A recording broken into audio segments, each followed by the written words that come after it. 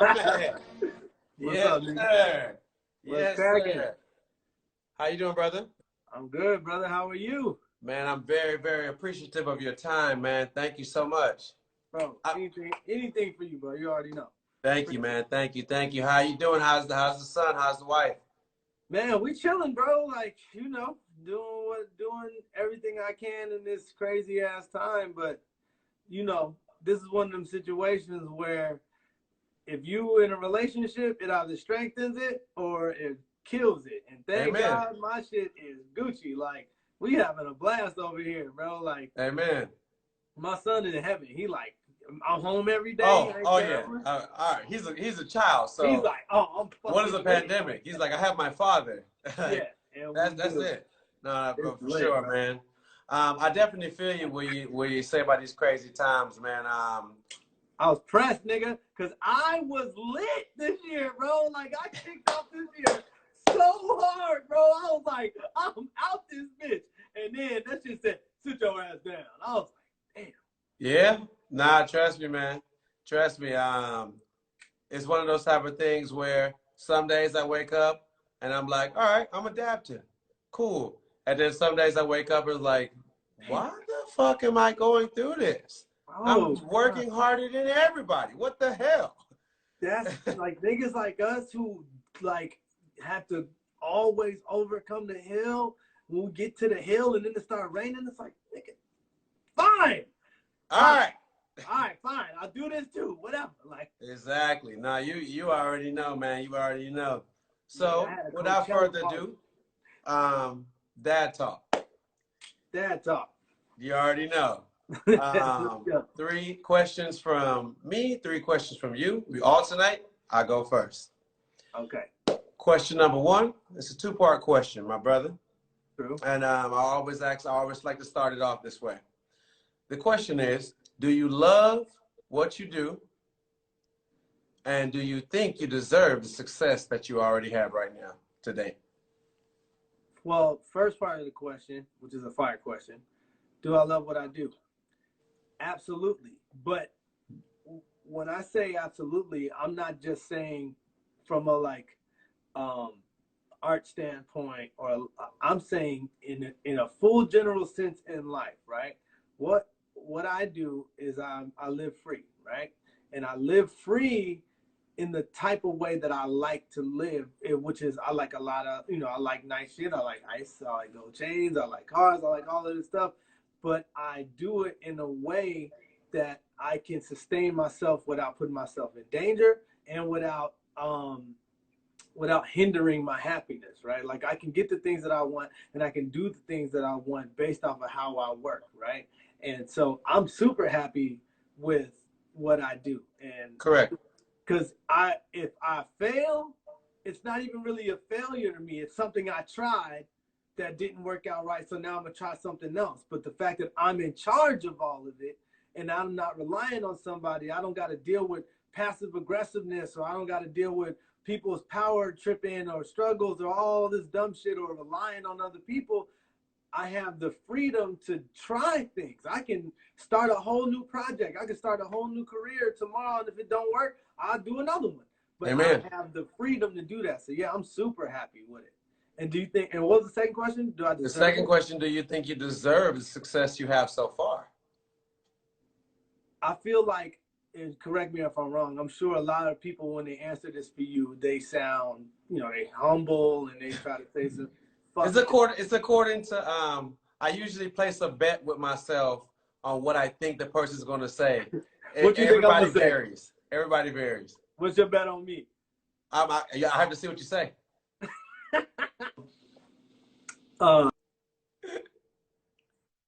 My answer to this is, am I back? Yeah, you here. Somebody tried to call me. My answer to this is, hell yeah, I deserve this. I deserve this more than the life that I have. I absolutely deserve it, because I literally, there's some people who run into a career and they catch the hype really early and they move on and they continue their hype and they're lit. Then there's some people who get too much hype from the jump and then they blow up and they fall off. And then there's people who literally have to building block build every single one. And that's what happened with me. So I feel like I super deserve it because I can pinpoint and show you every element in my career that has success of what I did to get it and how hard it was. You know what I'm saying? So yeah, I super deserve it. I don't think that what like everybody says the shit, but it's true. Wasn't shit given to me, bro. I literally had to like Right. I had to pull up everywhere. Like, no, peep this shit. You know what I mean? So nah, yeah, I definitely deserve this shit.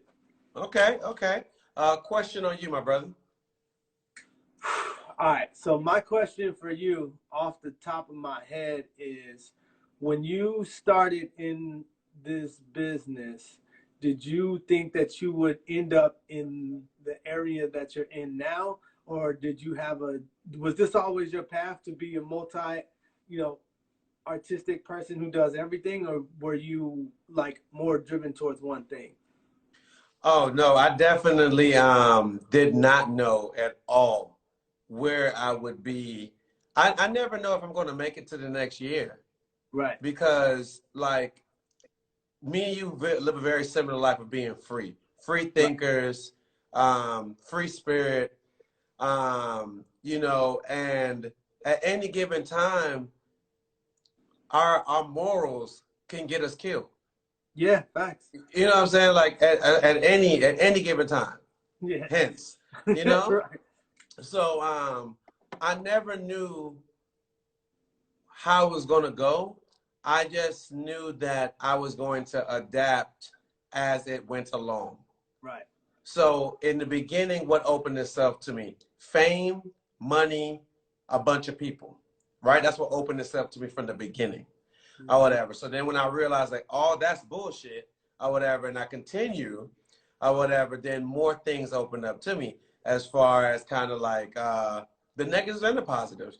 2013, touring and traveling and Yeah. the amazingness of everything outside of America and how much appreciation you get outside of America, and like you never Yeah. been to Germany or never been Dude, to yeah. all these places, right? And You'll then be so 20 yeah, and so you'll that like was yeah, exactly that revealed itself to me. And crazy. then 2014, coming off of the end of 2013, which was a really rough patch for me, depression, which never opened itself up to me, opened itself up to me or whatever. And it was like, whoa, what is Yeah. this big negative gorilla on my back? Facts. That you know what I'm saying? That's he's you know, like Facts. he is not going nowhere no time fast. And then me getting through that, beating that in 2015 happening, and then entrepreneurship really opened itself to me within this industry as All right. far as like, sir, it's on you. What you gonna do? What you gonna do, nigga? You know what I'm All saying? You are right, you your took this, team. what you gonna do? Exactly. You are your team. You are your creative director. You are your Go. video director. You are, you All know, of you that are your shit. producer. You know what I'm saying? You are that, you know, whatever, Right. because a lot of time, you know, everybody always has this thing where it's kind of like they look at themselves from a standpoint of like uh I don't know, they a one man army or whatever, or they don't got no team, but most of the time, or like they ain't signed or whatever, or they, you know, independent this, but they ain't really independent. That's a lie or whatever. Like I really had to go through it. I really had Yeah, to dog. be just me, no manager, and no nothing. You know what I'm saying? Yeah. For me to really understand this game or whatever. And so like I never know how it's gonna go, bro. I never know. I came into this year like, oh, I'm finna travel like crazy. I'm finna spread Oh, my travel like energy, crazy. travel like crazy, spread my energy all over because I knew I was dropping a hard ass album or Right. whatever, like Congratulations, by the one way. of them albums. You know what I'm saying? I knew I was getting ready to do that. So I was like, oh, I gotta travel, I gotta get back into that traveling bag like how I was in 2013 for real. Right. Or whatever. And then boom, this shit happened. You know what I'm saying? So it's like I never know how this shit gonna go. I Right. never know. You know what I'm saying? You never know. So it's just like I just roll with it, bro. I just Yeah. roll with And it, you you just have know? to pivot. That's what you gotta do. Yeah. Every time Adapt. you got something, and I always say everything you have going on tries to get fucked up 5 times. Ooh. It's true. It's always facts, dude. Like when it comes to my companies or when it comes to my music or whatever, what I think the original idea changes at least 5 times before it is finished, and each of those times you can give up and quit on it and try something else, or if you just double down on it and just keep pivoting, that's how it works. It's like, you know, I started the beginning of this year off with Friendship Club going crazy. I Paris Fashion Week, All-Star Weekend. I had a Coachella pool party. Boom, smack, COVID-19. Now I can't just be like, oh, I guess I gotta wait till it's done. And then the worst part about this shit, and this is what I know you can attest to this. The worst part about the failures, especially in this industry, and having that depression of having success and then having to rebuild, is time. The amount of time you fucking let go or you waste going through this shit, and you're like, damn, it's been a year and a half. I'm tweaking. And that's what's like, that you gotta move forward. It's like, all right, you got dealt this fucked up hand, play that shit and get to the next game instantaneous. Exactly. You know Don't exactly. 100%. I had to learn that. You know what I'm saying? The 7 months that I took off was 7 months I could have been using to get my life together. Yeah. You know what I'm saying? To go off. You know what I'm saying? Exactly. Right. I love that.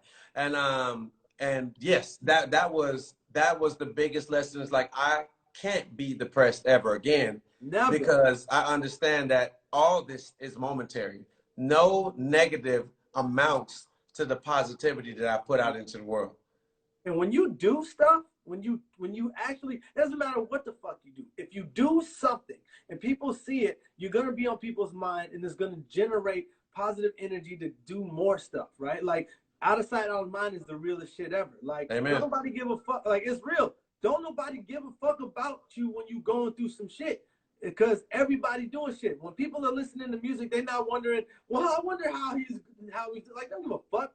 They are consuming what we give them. So if we ain't giving them shit, what you want them to do, right? Amen. And so, Amen. But the great thing about going through an emotion of I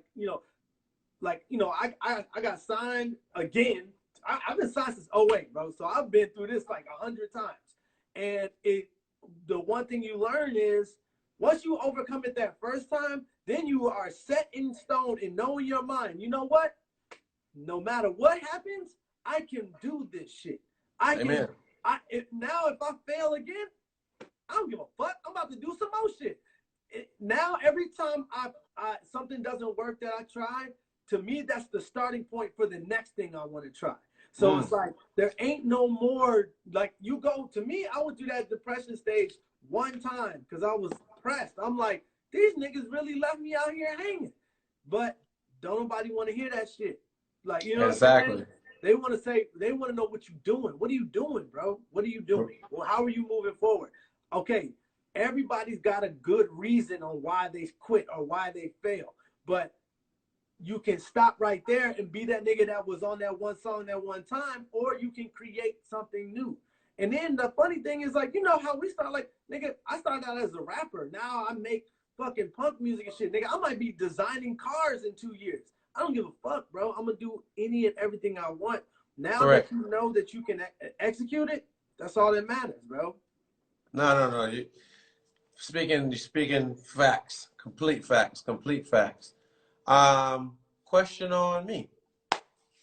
So, would you say that you found punk rock, or did punk rock find you? And if it did find you, tell me about that experience. So, either way I answer the question, it's the same answer.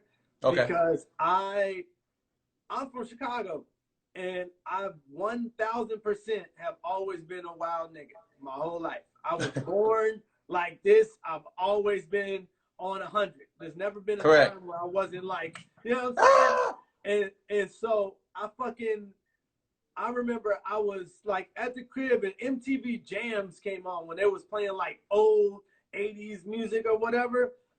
And the Clash Rock the Casbah came on. You know that song? Sorry, don't like it. Rock the Casbah. Wow. Yo, so that song came on. I'm like, that shit is slapping. It was like one of the first songs that wasn't pop and twisted that I liked. That I was like, man, this shit is cold. I really like this song. And back in the day, this show my age, nigga, this was before the internet existed. So I had to go to Sam Goody and buy the album that had that song on it. Because niggas didn't even have singles, right? Correct. So, and it was called Combat Rock Album. And so I bought this CD, and for like 2-3 months, bro, I'm literally just, the song was number 4 on the CD. I was playing number 4 over and over and over again. I never like listened to the rest of the album. And one day I forgot to hit number 4. And I just hit play. And the first song on that album is like a wild punk song about, in this, like, dissing the police. And the minute I heard it, it was the first time I heard, it was like, dun, dun, dun, dun, dun, dun, dun. I was like, what the fuck is this? Like, exactly. It was the first time I heard music that matched my energy. And I was like, oh my God, what the fuck is this shit? And I was just like on rage mode, instantaneous. Like, imagine being super hyper your whole life, and then the first time you hear that shit, you like, I want to burn this house down. And you just like, this shit is fucking fire. And so obviously I dove into this shit. And the funny thing is, you know, where I'm from, like, niggas wasn't bumping that shit. And I've always hated this, like, fake ass mentality that people always act like, oh, if you listen to rock music in the hood, they're gonna beat you up. Like, nigga, they don't give a fuck about what you listen to, but they will roast you. Yes. You get flamed real quick, right? Yes. So I didn't want to get flamed. So I would like I would burn CDs with like Pop, Wu-Tang, The Clash, and then another song. So like if a nigga hopped in the car, I just hit next, and it'd be, I won't deny it. You know what I'm saying? Right. Right. So, no. Of course, you had to adapt. So it really just sparked me, because I just, what I was trying to do was, I tried to continue finding that energy, right? And so I was like, I would go back to the store and look in the section where that CD was, and I look at other bands that were like that, and then I asked the people there, and then I listened to Minor Threat. And after I heard Minor Threat, I was like, nigga, it's a wrap. I'm done. This is it. I'm in. My God. I'm in, bro. Like, soon as the harder and the faster. And then, of course, I heard Bad Brains, right? But this is, like I said, this is before the internet. So I didn't see these niggas.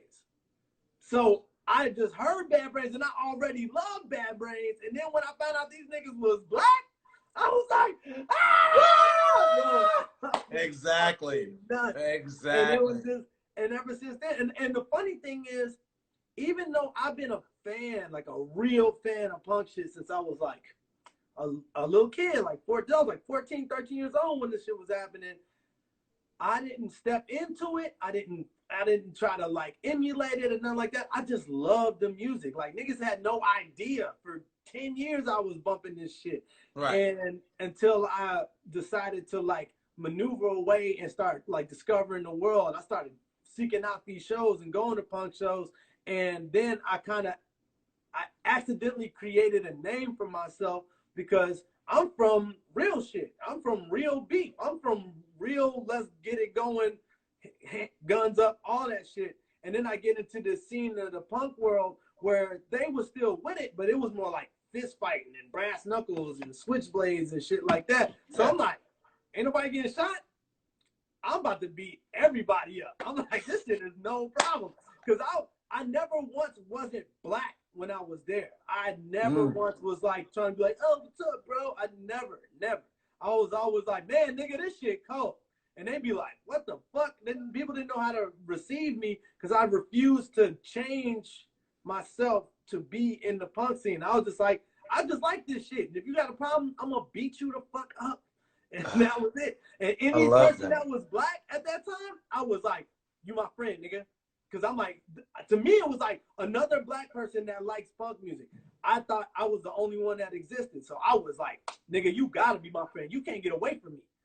And I'm gonna beat everybody up for you if they try you. Because I love this. The guys I've met in the punk scene, they thought that they had to conform. And I understand, it's like, you want to fit into the scene that you love. And I'm like, you can do that. And if you be yourself, especially these motherfuckers, they gonna have to respect it. And when they do respect it, they gonna love it.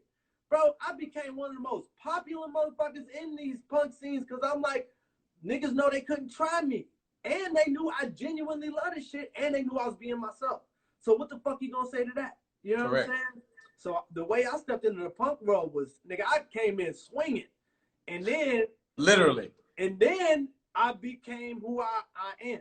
I'm 100% half punk rock, half hood as hell, and I refuse to, you know what I mean?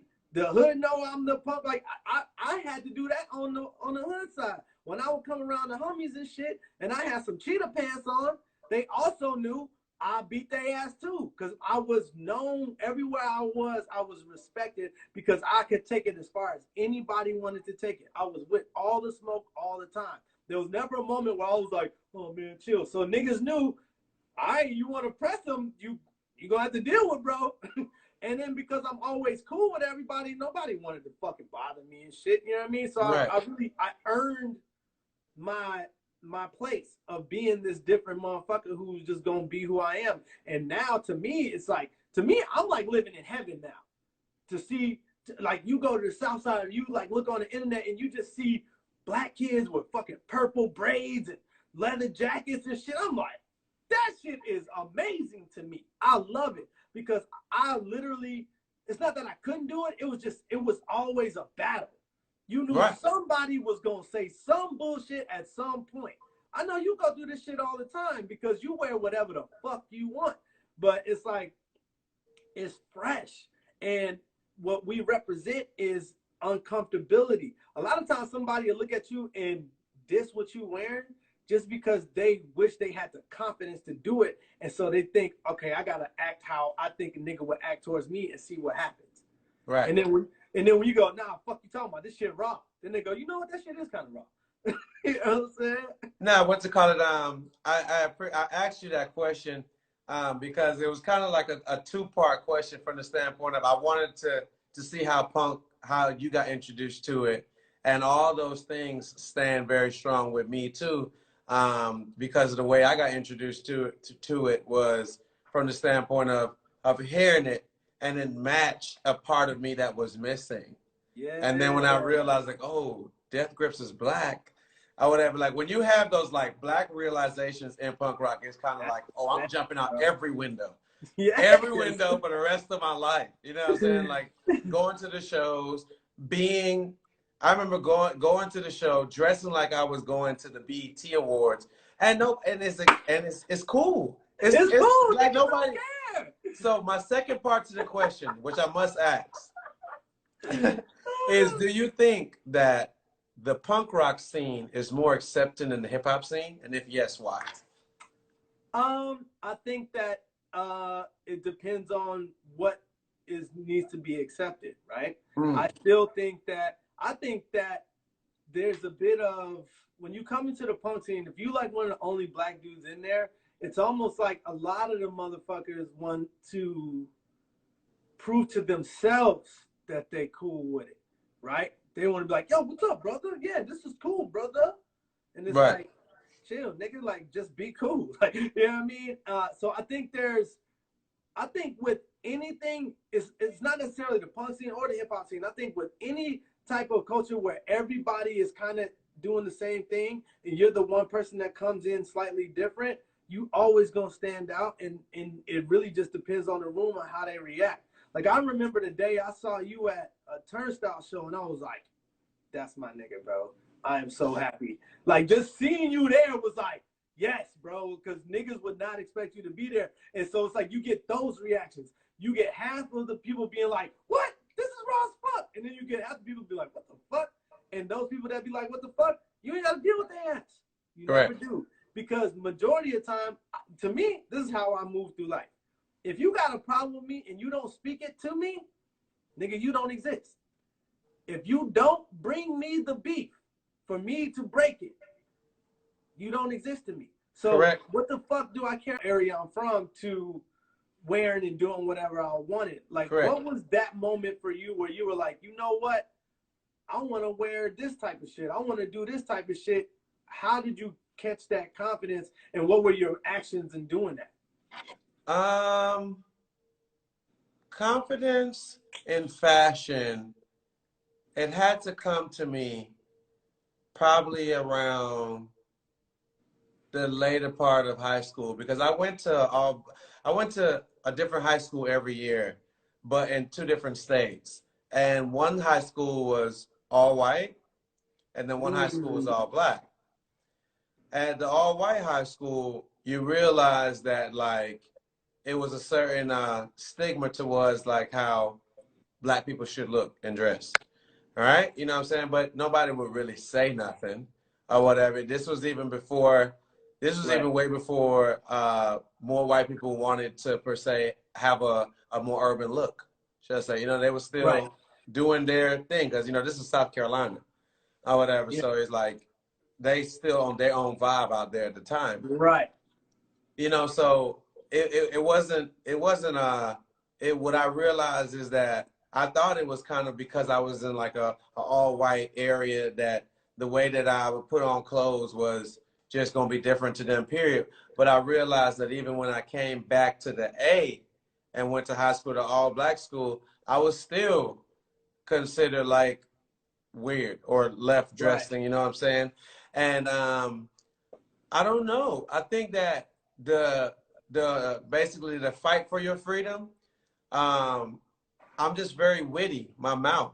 Yeah. So it's like you know, it's kind of like it never got to the point where I had to it never got to a point where I had to per se fight. Like the fights I had to fight had nothing to do with fashion. It was just we got to fight. That's how, you know what I'm saying? It's just like, hey, it is what it is. All right, we out here. And what I realized though, but with fashion and my choices in fashion, my mouth is what defended me. Right. And I knew that you got to really, really, really, really know how to come at me to really get me off of my horse or whatever. You know what I'm saying? Because I know that my mouth is crazy. You guys are like, I'm a go in. You know what I'm saying? Because I know why I wasn't wearing the stuff that I was wearing because I was trying to look like somebody else. Right. I'm the only person in this whole school that looked like this. Right. You know what I'm saying? Like, so you've been dressing the way you want to dress since high school.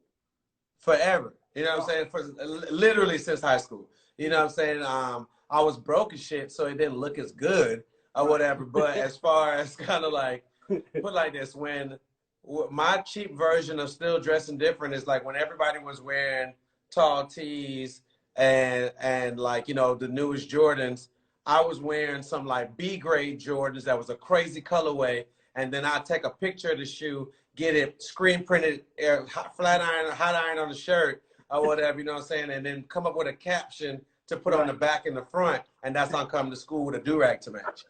You know what I'm saying? And it's like, gotta get creative, yeah, like I'm just putting in the time into my shit, you know, and it's one of those type of things where after school, like me finding the formula in a 10th, 11th grade, finding the formula, and then the formula turned into like better execution because now I took that formula and I added it to LRG. I found a brand that matched my, we can dress up, we can streetwear, we can wear a crazy piece, dead serious hoodie, zip all the way up. You know what I'm saying? It's one of those type of things where once I found the formula, I just applied it to every fashion as I kept going. So in Atlanta, different things was happening, but I would pay attention to other places like NYC. When people got started back wanting to wear like retro stuff, or whatever, like that just identified me because I was like, ooh, nobody in my city is really doing that, or whatever. So I just applied my same formula to that concept now. Now I'm hitting the thrift store. Boom, boom, hitting the thrift store. I lived in the thrift store. Going crazy at the thrift, or whatever, you know what I'm saying? And it also, with the thrift, it kind of worked out in my favor because when I lost my job in 2010 or something like that, I didn't have my green card at the time, so I could not get another job. And I mean, they basically treat you like shit when you don't have no green card. It's just, it don't matter what you did for this country. If you don't got no green card, somebody who is murdering people got more rights than you just because they're a citizen. So, you know, it put me in a weird place. But even in that weird place, sleeping on my mom's couch, I still would like scrape up some money and go to the thrift store and be coming out with fits and still go to the same parties that I would go when I had money to buy outfits, Right. and still people would be like, "Damn," you know what I'm saying? Yeah. Or whatever, because it was just my Hey, because you know formula. what? You can buy all the clothes you want, but you gotta have style to pull them off. Otherwise, you the Exactly. mannequin nigga. You the nigga who go to parties Exactly. and buy So everything off the mannequin and look like a fucking buster. exactly. So that formula is what really made everything work. As every fashion came from when Dipset was popping and Jim Jones had like the rock star tattoo sleeve type things. I Yeah. put my, you know what I'm saying? I, I put my own spin on it then. Right. You know what I'm saying? And that formula literally just kept transferring to the next year, the next thing that identified with me. Yeah. And by the time 2012 came around, before I came into the music industry, I had done every look under the sun before anybody ever thought it was cool. I remember wearing skinny jeans, red colored skinny jeans, when everybody was like, "Oh, he's gay." You know what I'm saying? Like, I got all of that shit. I you know got what I'm saying? all Went through that. of that shit. Like Went through niggas was that. You know what I'm crying, saying? Like, bro. I went through that. all that. I crawled so these kids could walk. I went through that But you know before what's funny? anybody in the city was doing that. You know what's funny though? Because I was doing this shit in like 2006, right? But in Chicago.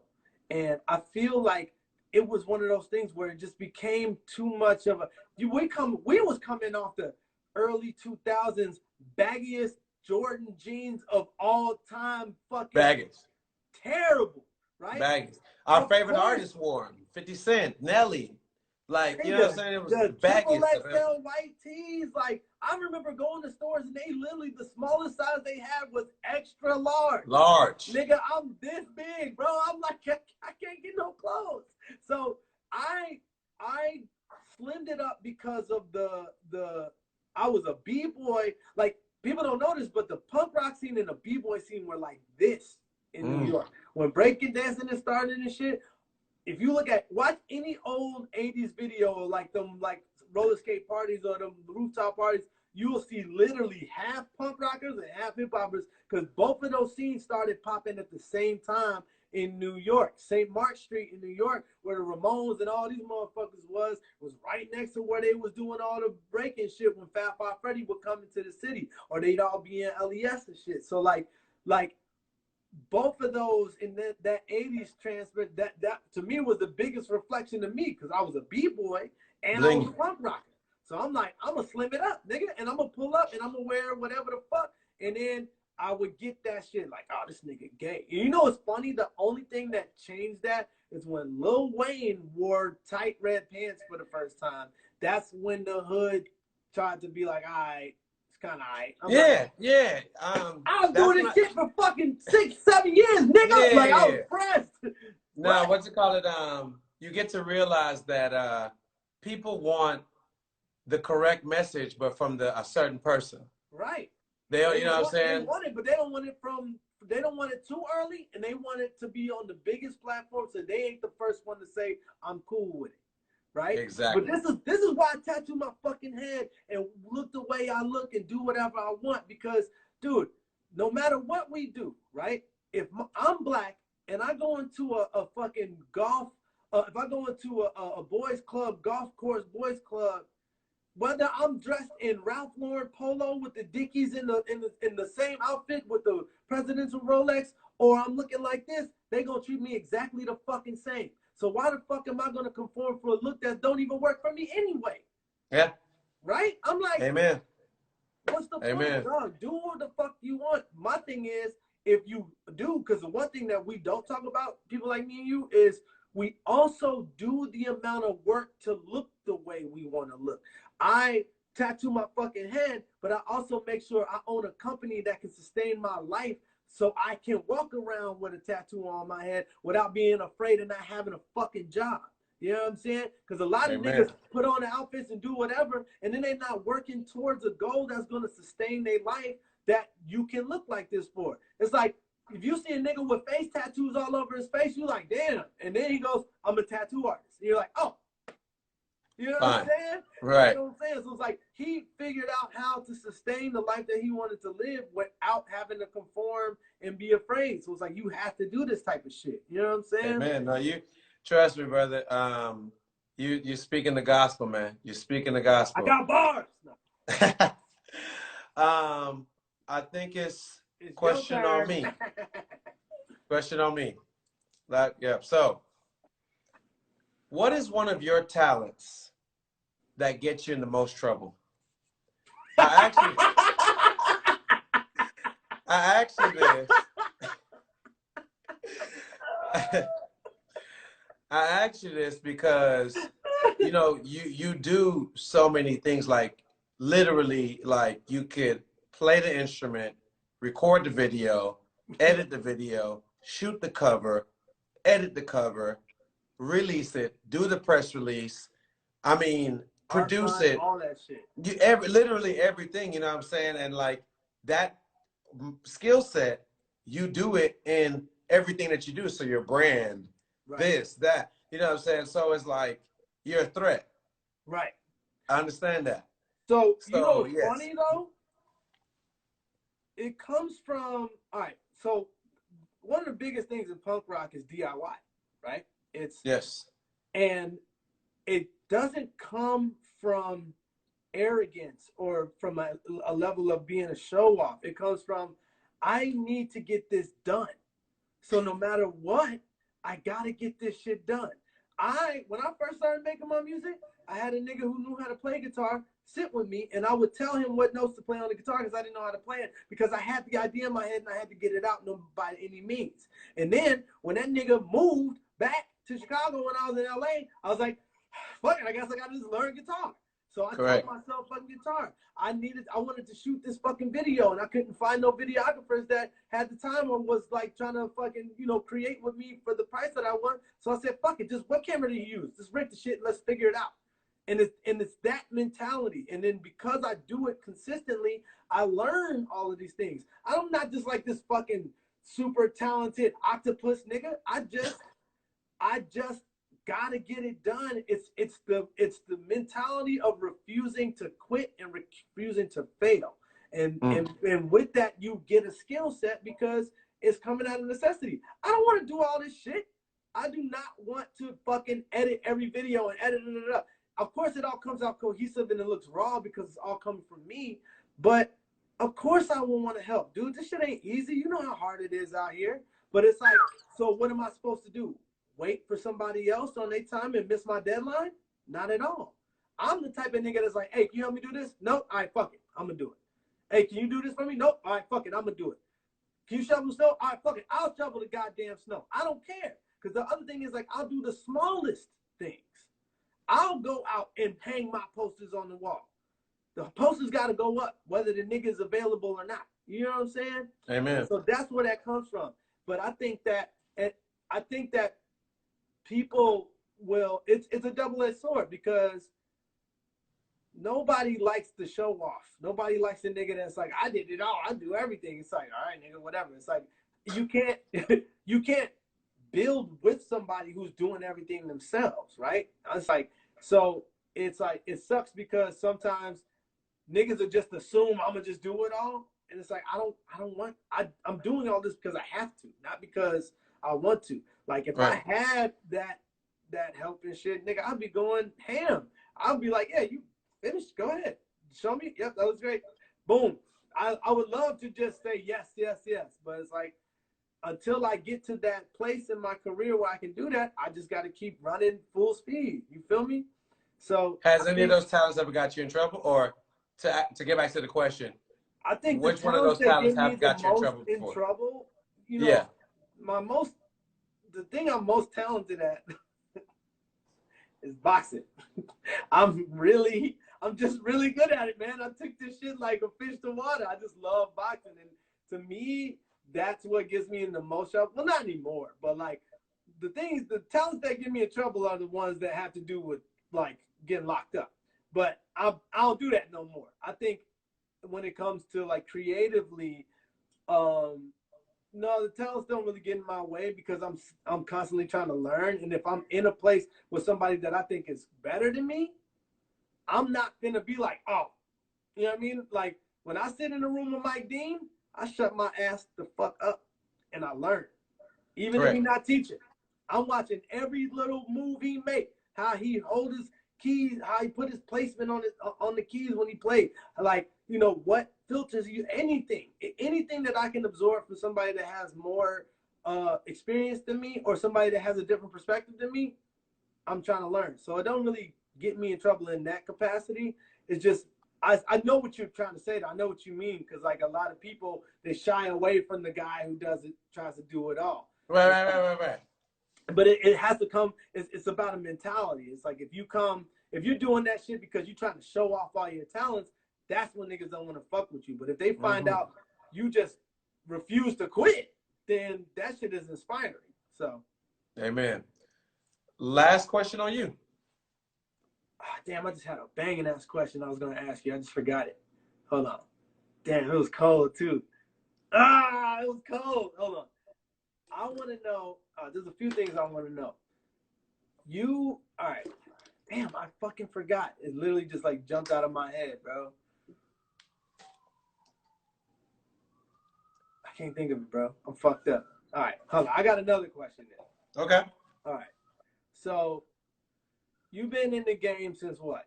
2012. 8 years, right? This year make 8 years. 8 years.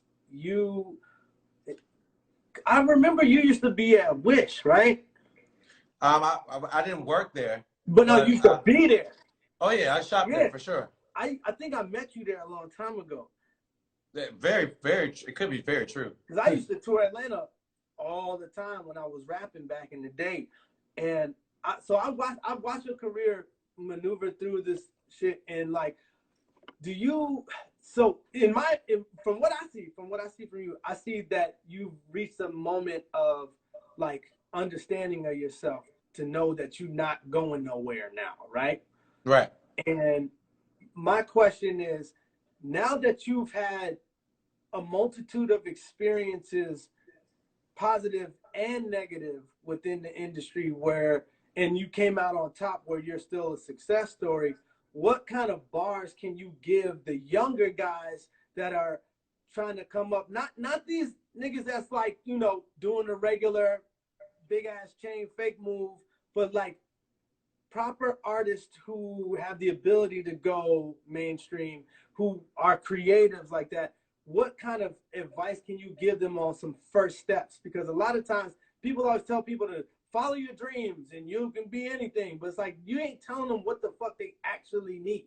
Right. And so I'm like, with your experiences, what can you give that kid who's walking around little 5 points right now, who's trying to make his way through? Because there's so much misinformation. You got so many niggas on here talking about some fuck with me. It's like, who told you that shit worked? So they need to know what works. You have to understand your gravitational pull. And what I mean by that, and what I say gravitational, but you need to understand your creative pull. And what I mean by that actually is, let's say you do say to yourself, "Oh, I do music," and you're a weirdo.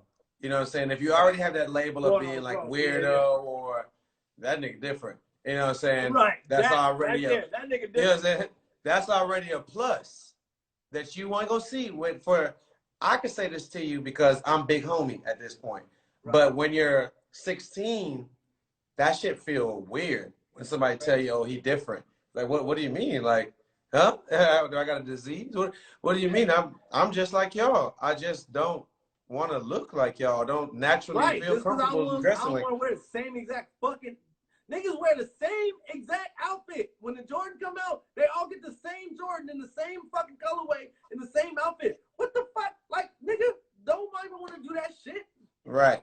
So if you have to, I would say, if I'm going to give you some cheat steps or just steps and period, is you have to realize the power in your difference early. Don't wait till you're older. If niggas is already putting you in that label of like, "Oh, you different, you this, you that," or whatever, then it's like, "Ooh, okay, great." Because I'm going to be different like this probably forever. Unless I conform to be like y'all. Man, listen. So with that being said, all right, bam. Let's say music is your thing, right? Like you could do music or whatever, but you're too worried about the other things that's holding you down, which is like, oh, maybe you're poor, so you don't have money to be fresh, and you like to wear small T-shirts and skinny jeans or All whatever. You that know what I'm shit. saying? Like at this point in time in life, everything is pretty much normal, but still, I realize people still pick on you because just like you have different kids being born, they're still being born into a world where their parents was weird minded. Their parents didn't have a good concept on people being different. So Right. their parents talk shit about whoever was the different kid when their parents was in school. So So that's they're all they gonna know. teach you it's generational hate Yeah, facts. that you You that know they me though, inherit, bro. yeah, that they inherited from their parents to now when they see you in your different outfit or whatever, this is not cool. You lame, you this, you that, you that, you that, or whatever. But that is the fuel and the fire that you got to use to put into your art Yeah, because nobody won't really get you until you make money from what you do. facts. Until you That's can how that convey yeah, you when got your to show vision, them that it was worth me betting on me compared to me betting on what you think I should be. right, nigga. Okay, hold on. So, all right, the coronavirus, right? Yeah. So, my whole like career, right? When I first started in music and shit, and I was going hard with this and that shit, and I knew a lot of niggas that was like, that was artists like me, right? But they was like, man, you know what? I'm gonna make my mom happy, my nigga. I'm gonna go get the degree, and then I'm gonna do that after I gotta have something to fall back on just in case. You know, it's 1,000,001 shot. All that stupid ass shit, right? All these niggas went to go college. They all got their degrees. Boom, boom, bop, right? While they spent that 4 years in college, I spent 4 years in the street working my music, working to get where I want to be, like going to every show, setting up my own shows. My first show I ever performed at, I threw. You know what I'm saying? And so these niggas get out of college and they start sending me their mixtapes. And I'm like, you 5 years behind, right? But then they go get jobs. They all got the job that they wanted, that they got the degree for, right? This nigga in charge of a department. He making $120,000 a year. Consistent money. Niggas driving Benzes, all of that, right? Then the coronavirus hit and all they jobs got canceled. All of it. Niggas whole departments aren't part of the fucking company no more. So they got let go, right? And then that's my point. It's like you gotta bet on yourself because if you do any, I'm not telling niggas not to get jobs. I'm just saying if you believe in yourself enough, you gotta bet on yourself because in any capacity, even the best case scenario can get stopped like that with a fucking virus. The virus did not stop my companies. The virus did not stop my music. The virus does not stop my income. I'm sitting at home, but I'm adjusting because I'm the boss and I can make those decisions. Can't nobody call me and say, hey man, we cancel music. You gotta stop. Like, you know what I'm saying? Like, Can't do and that. that's my point. It's like you really gotta fucking bet on yourself. Nah, you know, if you put like this, to have a plan to fall back on, it already puts the stigma in the air that you didn't plan on making it. Ain't no backup plans, homie. You know what I'm saying? It's like None. or whatever. If you don't make a fallback plan, then you can't fall off or you die. You know what I'm Nigga, saying? You got to right. kind of just go for it. You know what I'm I saying? But refuse that. you know, to get back to your question, I would say for anybody that is, you know, different minded, different thinking, you know, you gotta realize that as a power and not a That's a defect. value. It has value. See the value in it or whatever. Because if your image already has enough strength in it to make somebody be talking about you on the internet or in a circle that's not your circle or whatever, that means that you need to get their ass something to talk about with it. Exactly. There's You know what I'm power saying? It's in like all of that. send their ass a postcard, and that postcard is your art. Yes, bro. You know what I'm saying? And that's the best part of it. You know, the best part of it. And like you said at the beginning of this, being down to go for the test run, being able to start something that, hey, whatever happens, happens. I love that you said that wherever something may stop, that's the starting point for the next thing. Always. That's incredible. Fact, That's bro. incredible. I really love that perspective though, because I wish I'd have thought of that as a young person to go, oh, okay, if this is like art, the definition to me of art is something that makes you uncomfortable, but it's beautiful, right? Man. So that's like when you go see these, that's why artists do all kinds of crazy shit. It's uncomfortable to see a fucking giant balloon, elephant balloon in the middle of the street. It's not normal. You're taking the normal and you're putting something odd inside of it, and that garners a lot of different reactions. So what you said was like one of the most powerful things I've ever thought of, because it's so true. Lean into that difference. Yeah. Show them how to enjoy it instead of them just pointing out that it's different. Show them what kind of different it is, and then add your value to that difference. That shit is genius, bro. Yeah, like that is the best way, especially when you're young, because these things show itself. You come to school and get beat up because you wore some weird outfit or whatever. That means that you have the power to make somebody put hands on you without you even saying anything. Yeah, fuck that. Beat their ass. You're a fucking god. You're a god. Hell You know what I'm yeah. saying? Like, don't Don't think let that you're nobody lame. don't let nobody touch you though. Beat their ass. If somebody trying to put hands on you because of your clothes, fucking stomp the shit out of them. Even if you scared of them, beat the shit out of them, because then they got to go to school the rest of the year talking about some, you got your ass whooped by that nigga in the tight pants stuff. Right? I don't know. I might be giving bad information. I'm about to have all these little niggas beat up in school and shit. What's it called? I mean, it's such different times. Yeah. Whether you gotta fight for your freedom, talk through your freedom, you know what I'm saying? At the end of the day, the most important thing is finding your freedom.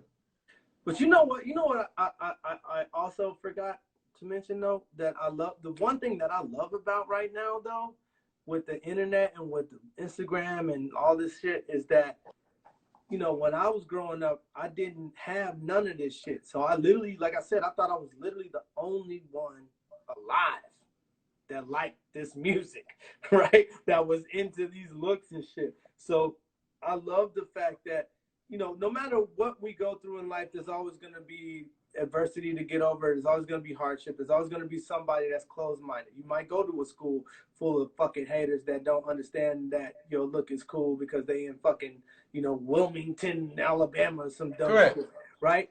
But at least these kids can go to Afropunk Instagram. They can go to these different, you know, you can find your communities now, and I love. Oh yeah. Oh yeah, for sure. It makes me so happy, dog. Like, for sure. I mean, the internet is a fantasy world in the real world. Like, it's a world that you can go. It's a real world in the real world, to be honest with you. Right. You know what I'm saying? Like, it's definitely important for us to never take it for granted, and you know, to keep on finding. I feel like finding something that makes people be like, whoa, or ew, or that, like that right there, that's the next big thing. Yeah, fact. That's because everybody else, you're gonna realize is the same. Yep. That's what the money looks for. The money looks for that. They look exactly. for the guy when you really go out there, it's like, when you really come in this game, they're gonna be like, they want you a million times more than they want the next cliche big chain car driving nigga. They don't want none of that shit. They got enough of it. Exactly. My brother, hey, I appreciate your time, man. Friendship. You already know. Friendship always. Make sure that you stay safe out there, and when we get back to something closer to a new norm, right, let's definitely get dinner, my brother. Come on, nigga, ASAP. And you already know what's happening off the phone. I'm about to send you all that shit. Amen. My brother, thank you. You already know. Love, bro. Thank you for having me. Take care of the family. Peace. Love, brother. Hey, how'd you guys feel about that dad talk there? I enjoy having these, man. Good people. That's my buddy Holt. He's an incredible artist. Has done everything. Signed with good music. Independent now. An amazing person.